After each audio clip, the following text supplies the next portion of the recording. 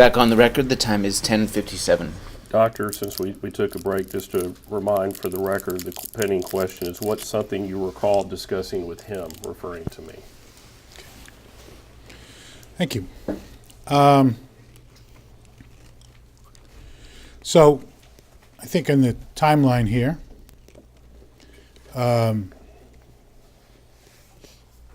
the 1924, the impact of the false reassurance that the NCAA had given to the public about the fact that they were dealing with the problem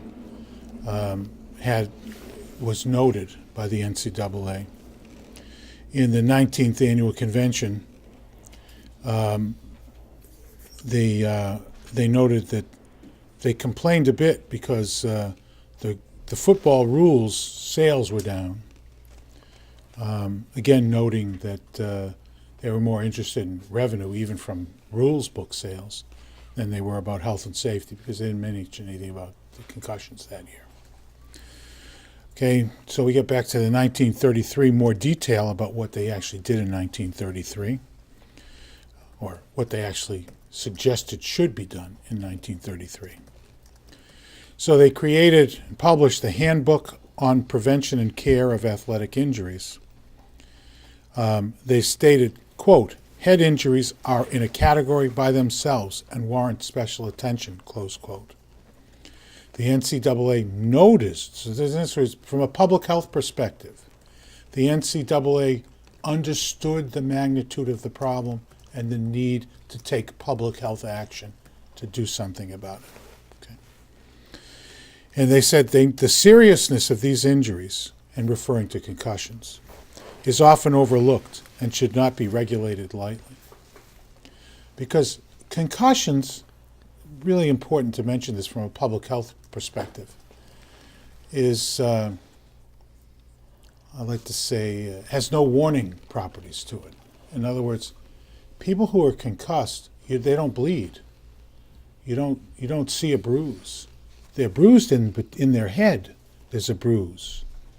There's blood changes in the head, but you don't see those changes. And so it's an injury that has no warning properties. And that was recognized by the NCAA in 1933. But still in 1933, even though they recognized they needed to do something, the rules that they suggested be passed, which again were never passed at all until this century, allowed players with concussions to return to play. Even though there was so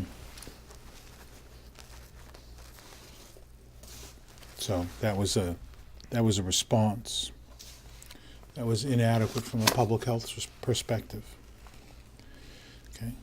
Now, also in 1933, the NCAA suggested, therefore they believed, that medical examinations could prevent football injuries and deaths, or at least reduce them. And they suggested, quote, "the gradual development of a comprehensive plan of medical supervision, which included adequate medical examination of candidates, improved methods of training, and skillful first aid, has proved effective over a long period of years in greatly reducing hazards of competitive athletics." So that's what they said they knew, but they didn't do anything. There weren't physicians sent to games. There weren't training programs implemented for athletic directors or for people who treated workers at games. And I refer to these people as workers because they were working. They were earning an income in the form of, at some point in time later on, scholarships.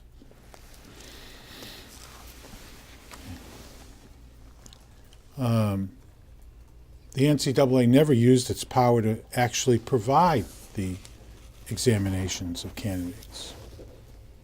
And they never developed a comprehensive plan of medical supervision. So the things they said that would reduce injuries, they didn't do. So they had the public health information they needed to protect public health, but they didn't implement those public health solutions. Okay. So the idea of creating a handbook called Prevention and Care of Athletic Injuries, which gives the appearance that you're actually trying to do something about prevention and care of athletic injuries, because the handbook describes what you might do, and then not doing it gives the public, which didn't know that the NCAA actually wasn't doing any of these things, the false impression that it was doing something. They put out a book. People look at the book and they say, oh, the NCAA is doing something. So that's a false reassurance. And that is bad. That's an anti-warning. In other words, instead of telling the public the truth and telling students the truth, okay, that these were dangerous things, they were saying, well, we have this plan. Okay. It took 65 years after the 1933 suggestion for the NCAA to implement those medical examination rules. And even then, those examination rules were hardly comprehensive. They didn't include testing for sickle cell disease, despite deaths in workers who had sickle cell disease from injuries during training. They implemented those rules as part of a legal settlement of a case, not part of what they knew or should have done from a public health perspective.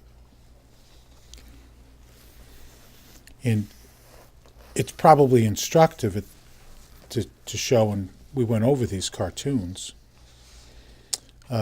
This cartoon, which is it's hard to tell that it really was about football, because it looks like more or less a battle from the Middle Ages. But that's a cartoon about what was going on in football.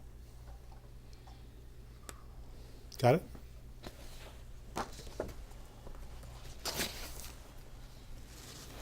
Now, in 1934, if you'll recall, I said that shortly after the 1928 medical article by Martland, there was an acknowledgement in the medical literature that CTE was also caused by football. Quote, "Football is a hard game. Those who play hardest at it are likely to be jarred into a condition similar to that which fighters and wrestlers undergo. They become what would be called in the ring, quote, punch drunk, close quote." Punch drunk was what they had called injuries during boxing. Punching and then acting as if you were drunk. So the way a drunk would act, out of control, wobbly, unsteady, those symptoms of drunkenness were also caused by head trauma. And they're first noted in 1928 in the boxing arena, and now noted in the football fields in 1934. Same injuries that boxers were getting. Okay. And again in 1936, another medical article referring to CTE. "Today one sees other victims of this disease due to punishment received about the head. Such a type is the football player who partakes in one game and one scrimmage too many. The mental symptoms of this disorder produced by minute hemorrhages, and hemorrhages are small bleeds, bleeding in the brain, small bleeds, are a distortion of the faculties of attention, concentration, and memory." So, and we discussed how I should explain this to the jury. So the definition of hemorrhages, small bleeds. A distortion of attention means people can't pay attention. They forget where they are. They don't know what's going on around them. They can't concentrate, focus, particularly important when you're a student, to be able to concentrate on your work. And difficulty remembering things. Those were the things people were suffering from and was noted in the medical literature in 1936 from football. And then in 1939, this is another graphic, so we should probably show this. A physician published a description of the symptoms that people experienced when they got CTE-like injuries. In other words, when they got concussions. That is, I should say, concussions lead to CTE. And these were the symptoms of the concussion initially. And what are those symptoms? They want to continue to go play football. They're euphoric. Euphoria is what you get when you take opioids, drugs. You feel happy. Aggressive. They periods of explosive irritability. In other words, someone drops a pen and they just start screaming. They forget the injury. Again, from a public health perspective, this is an injury that prevents people from recognizing they've been injured, because the injury itself causes them to forget about the fact that they were injured. So they can't make what would be a normal response from a public health perspective to having been injured. Again, memory and concentration difficulties. Sometimes they're actually unconscious, completely unresponsive, knocked out. No, they don't exaggerate their symptoms.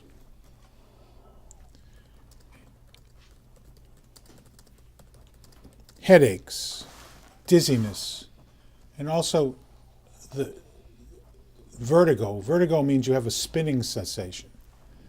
There's two kinds of dizziness. When you get up quickly, particularly older people who don't have a good heart response from laying to standing, there's a lightheadedness which can be described as dizziness. But in this case, we're talking about vertigo, another form of dizziness, where they actually feel like they're spinning.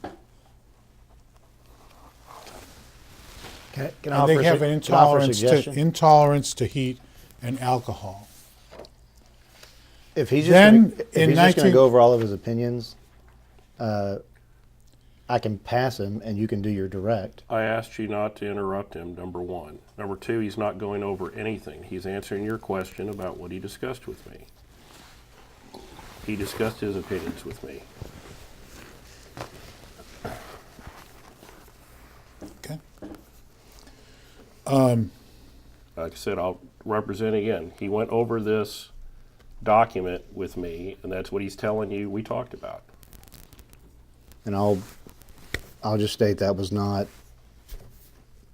taking a question out of context. But Okay, Dr. Hainline. What it says, your question was, what's something you recall discussing with him? That's what he's answering. and I'm saying you're taking one question out of context. Well, that's how it works. You ask a question and he answers it. That's how it works at a trial. That's how it works in a deposition. There's not context. That's how the record reads. Question, answer.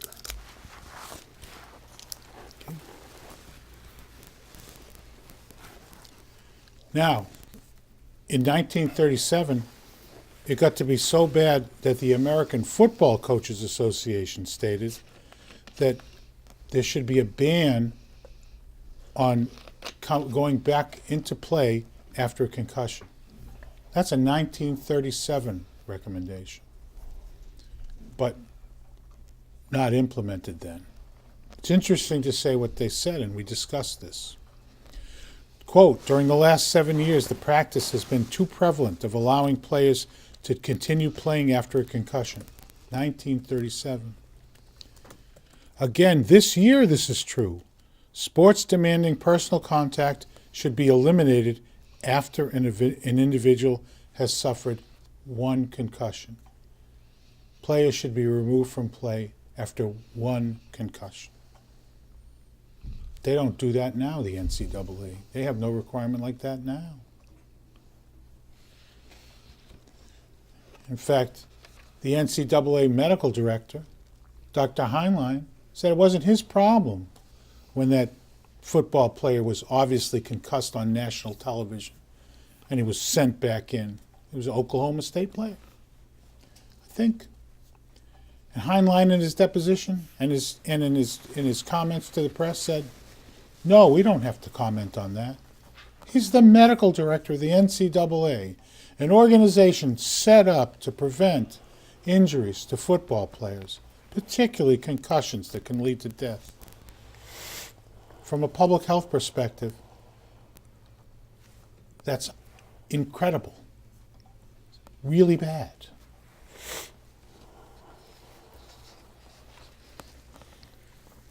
I mean, never mind not doing anything. Saying he doesn't even have a responsibility to comment publicly on how badly how bad that was. Maybe now we should talk about the other thing we talked about, what the NCAA actually did, because the NCAA has a lot of power. Okay, they have blacklisted teams for called it the death penalty. NCAA has something called the death penalty. Now, the death penalty is not given for causing deaths. That's not when the death penalty is implemented, unlike in the court system. The death penalty is implemented when people violate rules related to money, generally. That's when the death penalty is implemented. So they'll kill a program, not for causing people to die, but when people get money. They'll censor people. They'll intervene. They have an enforcement program. If you have too much cream cheese on your bagel, they've cited people for violations. If you get too much pasta with your meal, they'll cite you for a violation. They'll bring down the whole force of the NCAA to investigate if a woman playing soccer uses water from a hose to wash her car. That we'll investigate. We'll do something about that. That's our problem. But if at the same school someone dies from sudden impact syndrome, a traumatic death from a sports injury, like Mr. Shealy did, they didn't send an investigator. They didn't record the injury in any way. They didn't try to do anything to figure out what happened. Now, if Mr. Shealy had too much cream cheese on his bagel, why, a team of people from the NCAA might have showed up at his school, checking the refectory, making sure the students weren't eating too much pasta, using free water to wash their car. Those are the things the NCAA, so they have power, the NCAA has. Okay? Or in the case of SMU, they gave them the death penalty for giving money to players. Not because somebody died.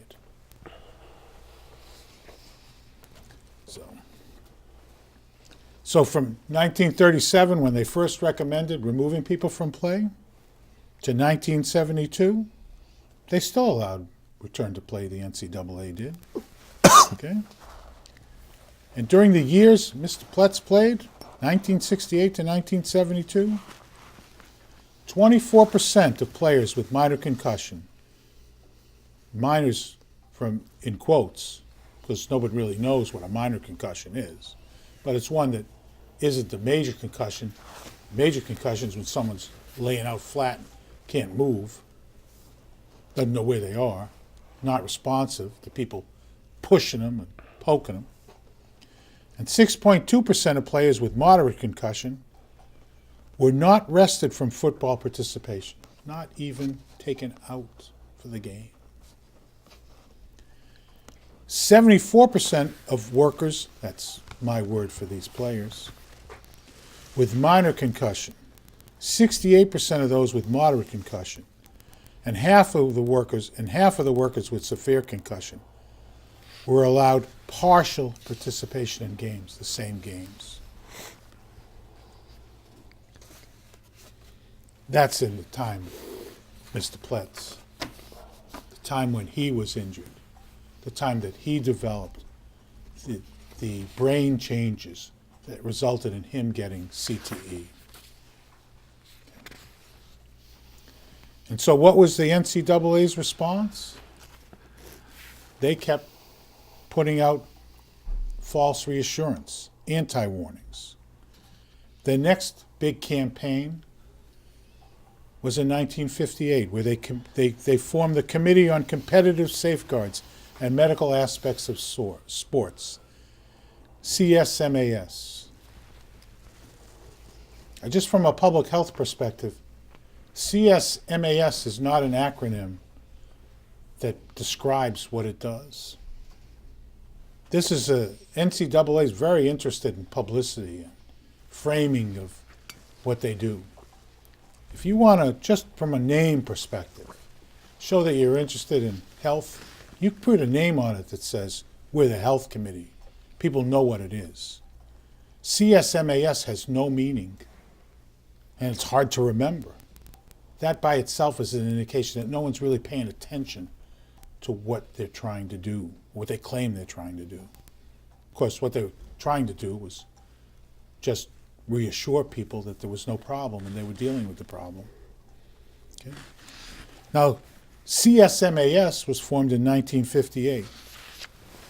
The first staff person hired for that subcommittee in the 1970s, more than 12 years later. They didn't hire anybody as a staff person, even to coordinate the group. And they basically gave out small grants.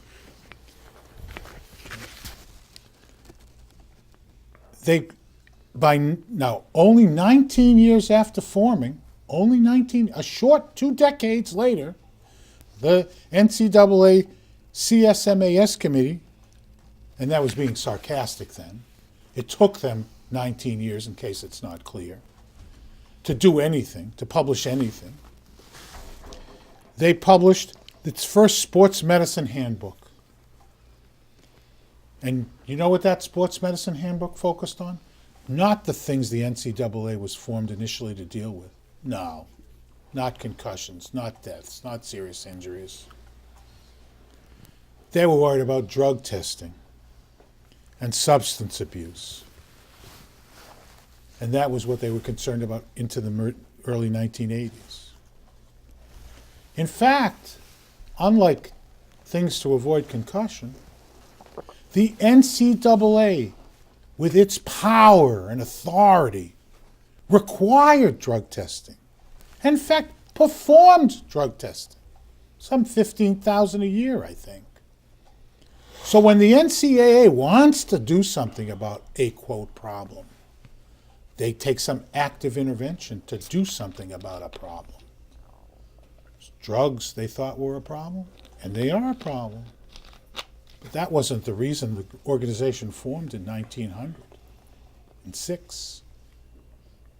So for the things that they were formed, that they claimed that they were dealing with, that they claimed they had a moral and legal responsibility to do, that's what the NCAA claimed, they did nothing.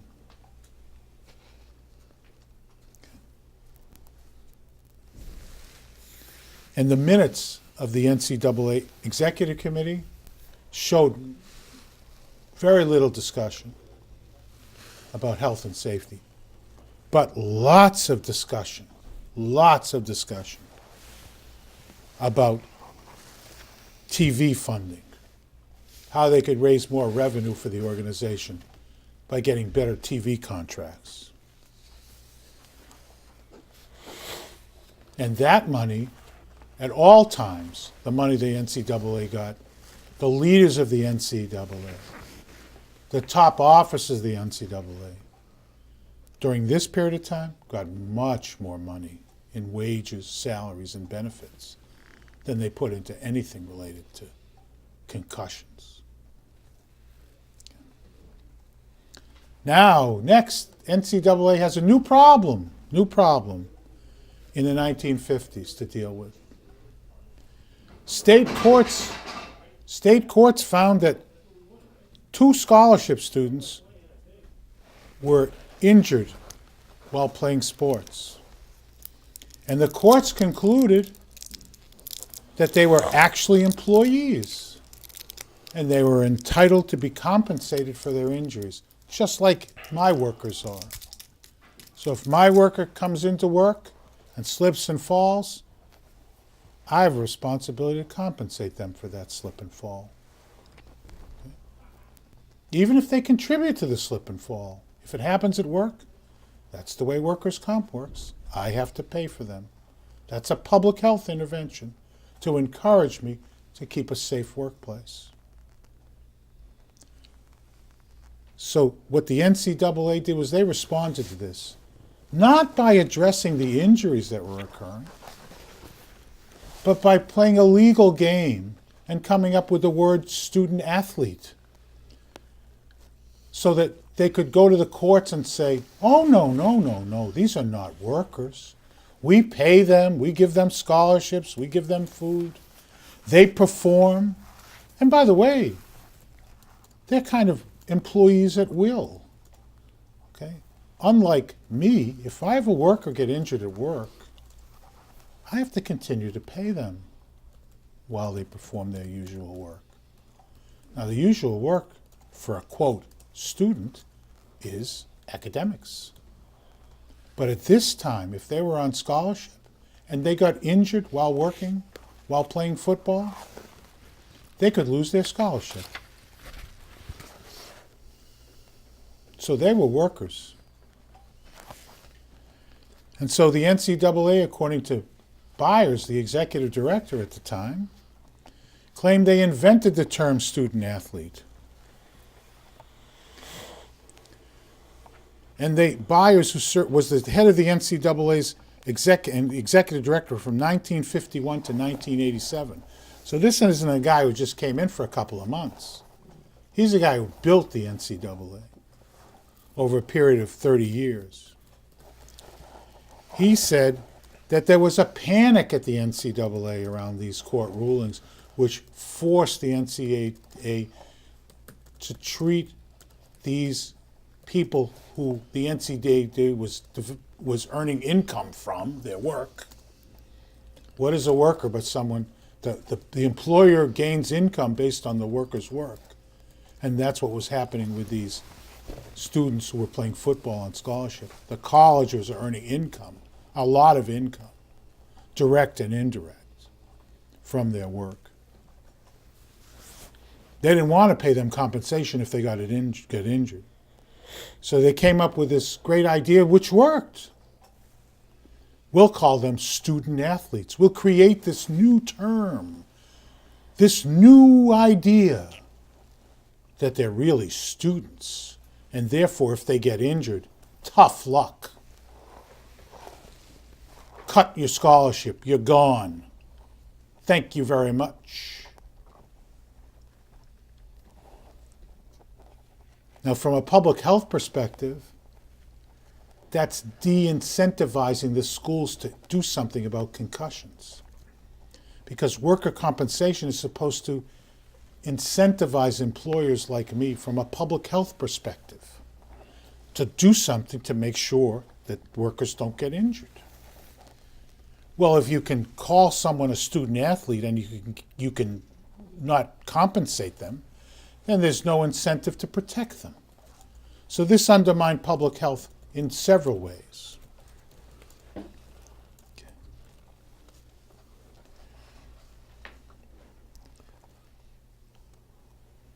So this was done to hide the nature of the legal relationship at the heart of the growing commercial enterprise called the NCAA. And then after they changed that worked. The NCAA was successful. They won compensation claims. They convinced the courts that they really weren't workers, because we call them now student athletes. And so now if they get injured while they're playing, we don't have to pay for that injury. We can cut their scholarship even. Why, they're no good to us anymore. They broke their leg playing football. They got concussed and can't go back. Too bad for them. We'll just get another person off the shelf and put him in the game.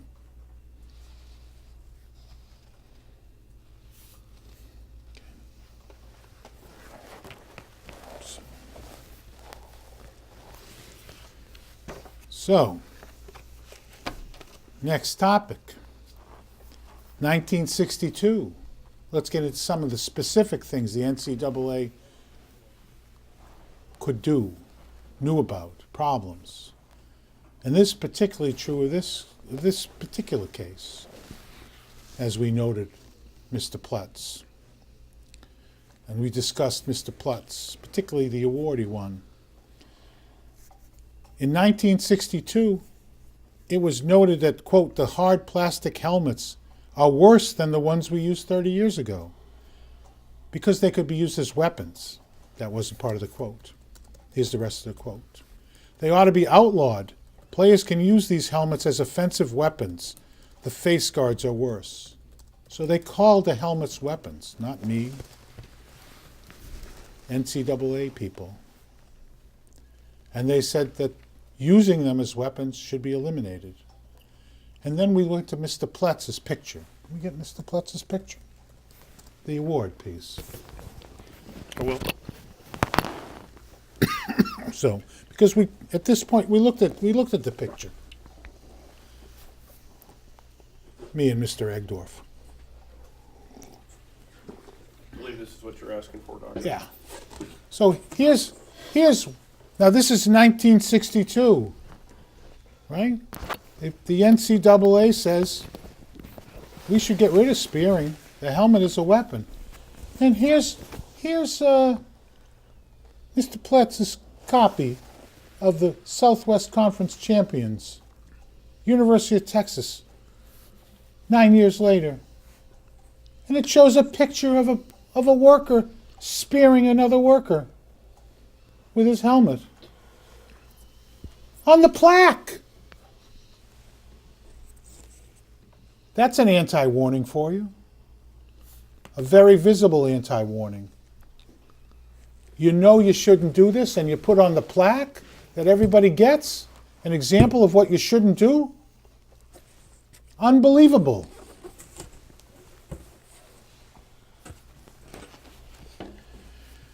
Then 1965,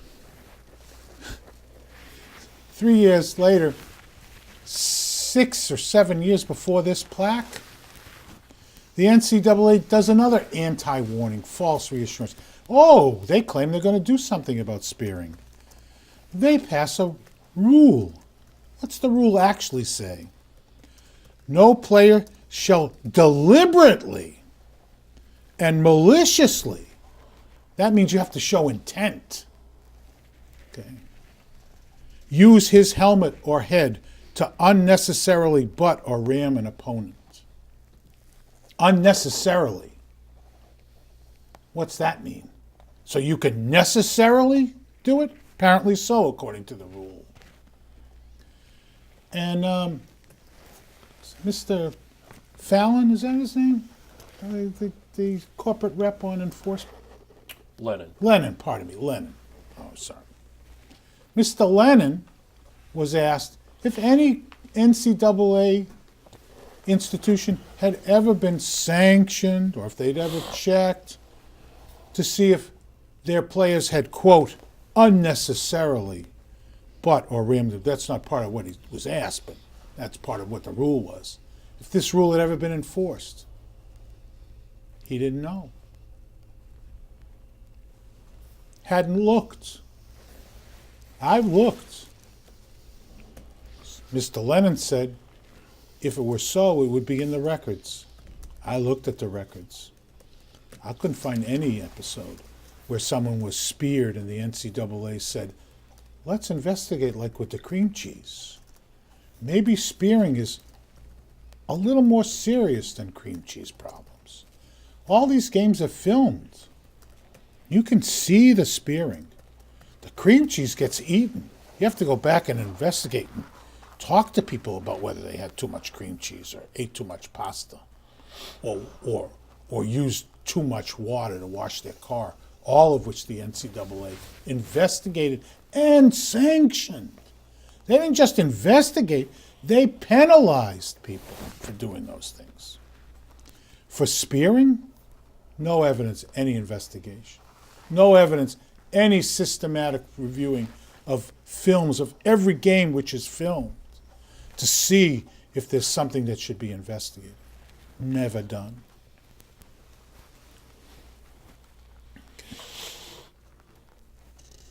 So, now of course, even the American Medical Association wrote in 1967 there should be a rule against spearing. Why do I say even? Because the American Medical Association was never set up to protect football players from concussion as its only purpose, main reason for formation.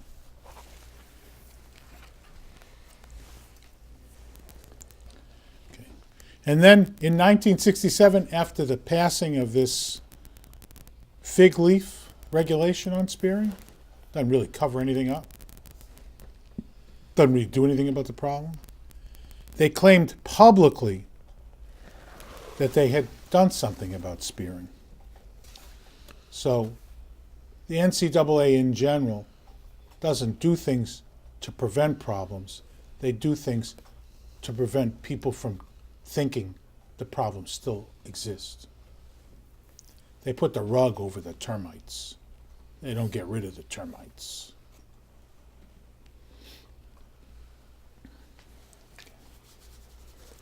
Then in 1967, they started to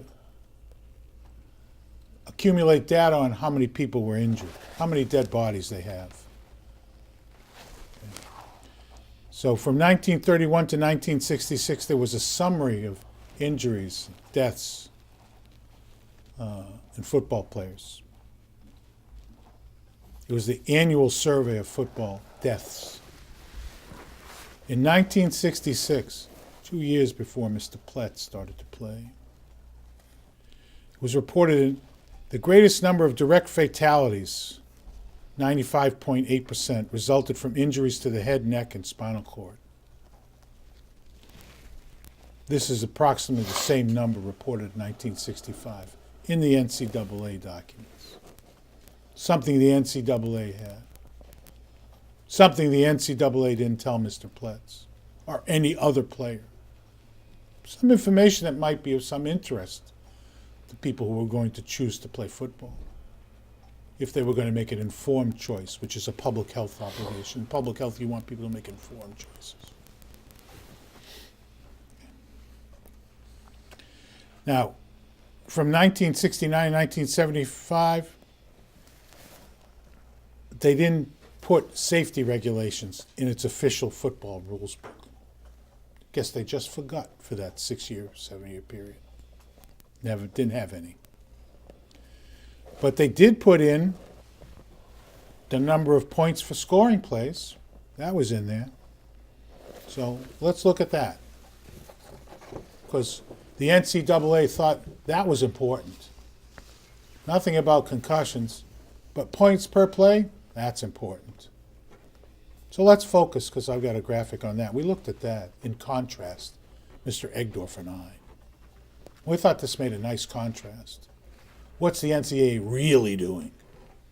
Why, they care about how many points do you get for not kicking a point after touchdown, but rather going for 2. That's in the rules.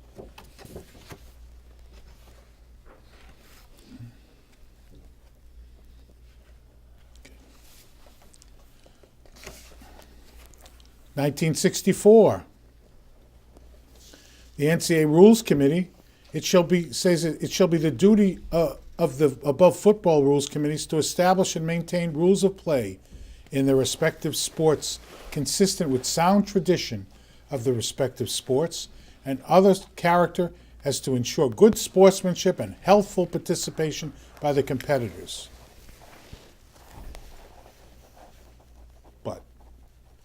Not till 2013 did they hire a medical director to be concerned about the medical parts of that healthful participation. 1964, 2013, 50 years, 49 years. Okay.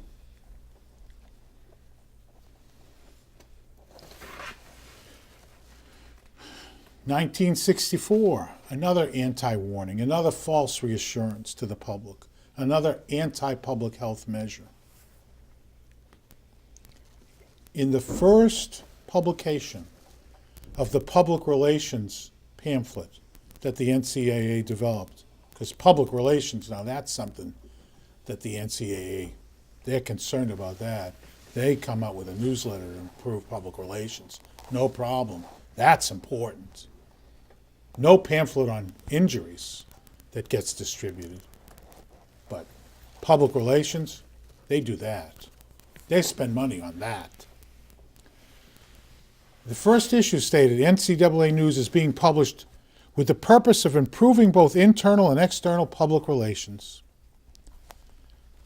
But really, it was a channel to spread anti-warnings with respect to football injuries.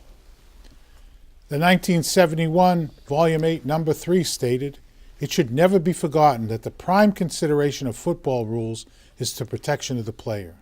So that's what they're telling the public.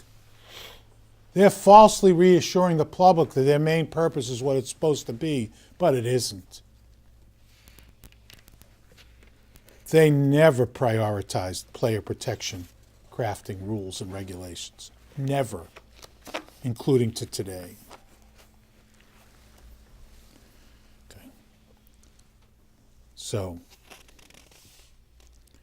but they were concerned about other things, the NCAA.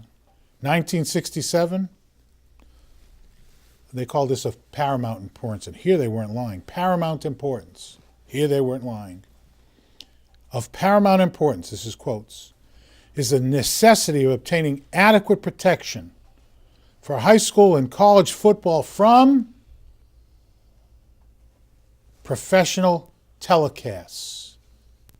That's money. They don't want high school and college teams stealing revenue from the contracts the NCAA was developing with national networks. That's of paramount concern. And I agree, that was what the NCAA was concerned about. It was all about the money. In 1969, Byers explained why they didn't want to implement some safety policies. Again, it was all about the money. Byers was unhappy with, quote, free substitution because of increased costs for equipment and transportation, and deemed arguments that it would, quote, reduce injuries, open parentheses, fresh players don't get hurt, close parentheses, simply are not substantiated. So he didn't want them to be able to substitute because it cost too much money, even though people were saying, well, that could reduce injuries. You don't want to put someone who's injured back in. You don't want to put a tired player back in. You don't want to put a disoriented player back in. No. Put him back in. Costs too much for the equipment if you use too many players. And the NCAA promoted an anti-safety mentality, worse than an anti-warning. They encouraged people to be macho. They encouraged a macho culture. Okay? And that's from the beginning.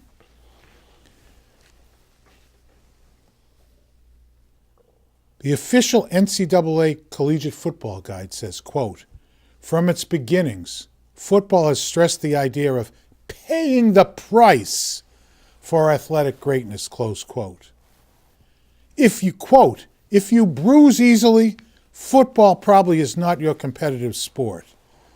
The game involved the hurtling together of human bodies, often weighing 250 pounds or more, and moving at utmost speed. But this is not wanton violence, close quote. Other protective equipment was urged, in quotes, rather than recommended. If a player shows up without shoulder pads, this is a quote, if a player shows up without shoulder pads, for example, that's his business. Few are so inclined. Buyer beware for someone who's not told about what the product does to them. That's bad public health. Now they had another problem in the 1960s. There were some lawsuits against the helmet manufacturers. So they created another committee, this time jointly with the helmet manufacturers. And was the purpose of the committee to develop a better helmet? No. The purpose of the committee was to create a standard which, if the manufacturers complied with the standard, they could come into a court like this and they say, well, we complied with the standard, therefore we don't have to pay. Even though we wrote the standard, we controlled the standard, but there's a standard, so from a legal perspective, we don't have to pay because we complied with the standard. So they got together with the NCAA to, quote, do standards for helmets. Okay, and it's the abbreviation is NOCSAE. It stands for the National Operating Committee on Standards for Athletic Equipment, mostly focused on helmets. And the helmets themselves, since the NCAA knew they were defective and didn't meet the standards, 48% of the helmets they tested didn't meet the standards. They tested them to see if they met this alleged standard. They didn't tell anybody that 48% didn't meet the standards, but they did do the study to find that out. So now you're putting a helmet on someone who you're telling meets some standard, which gives them the impression that it's going to reduce injuries, which they actually said in their advertising. Meets the standard, reduces injuries. While you know that 48% of those helmets are defective even for those lousy standards, even though there's no evidence that concussions are prevented at all by helmets. But you're telling players, their parents, and the public, these helmets will prevent concussions. In advertisement. So this is the NCAA and the helmet manufacturers getting together to fool the public about doing something to prevent concussions. Okay? And they were actually investigated for false advertising. But there was a decision made not to prosecute them because after the investigation, they stopped saying that the helmets would reduce concussions. But they never came out and said, you know those things we were saying all those years about helmets reducing concussions? We just made that up. So they left the impression whole in the public and with the players that the helmets reduced concussions or eliminated concussions. All the while knowing it wasn't true, knowing it was actually false advertising. But they never came back and told the truth. That's not public health, that's anti-public health. So people are wearing helmets thinking they're being protected when they're actually, because of spearing, being endangered. Things making it worse, not better. They're feeding the termites. Now, what about another protection? In 1970, the CSMAS recommends mouth guards. And they recommended mouth guards because it thought it would reduce concussion. Now, there's no evidence that that's true, but that's what they thought. Okay? And Dr. Cooper, the chairman of CSMAS at the time, criticized the NCAA for not having a mandatory requirement to use mouth guards. Okay? Cooper, the head of the committee of the NCAA, described the NCAA conduct as, quote, gross negligence, close quote. This is the doctor, the head of the committee of the NCAA. And it took 6 years later before they implemented that mandatory requirement. And I think it was first made 10 years or so or more before they implemented it.